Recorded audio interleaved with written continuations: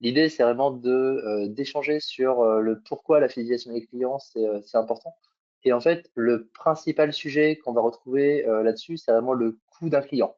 Ce qu'on se rend compte, c'est que de manière générale, en e-commerce, il y a des coûts qui sont des coûts d'acquisition qui sont de plus en plus importants, des batailles de plus en plus fortes sur la partie notamment SIA chez Google, du tracking qui est de moins en moins facile pour identifier les conversions et du coup, si on n'est pas accompagné par un expert, des budgets qui peuvent être des fois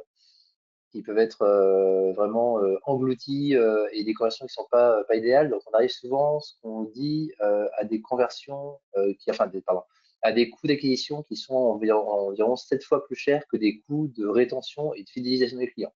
Donc ça, c'est la première des choses qui doit vous dire, bah voilà, il faut faire de l'acquisition, c'est sûr, mais il ne faut pas faire que de l'acquisition.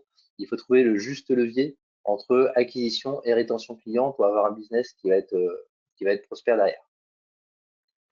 Ouais, je Est-ce crois que que j'ai vu des chiffres qui disaient qu'en quelques années, ce coût d'acquisition, il a augmenté de plus de 50%, mais vraiment sur une période très très courte, quoi. En 4-5 ans, ce coût d'acquisition, il a explosé. Alors forcément, il y a de plus en plus d'acteurs aussi sur le marché.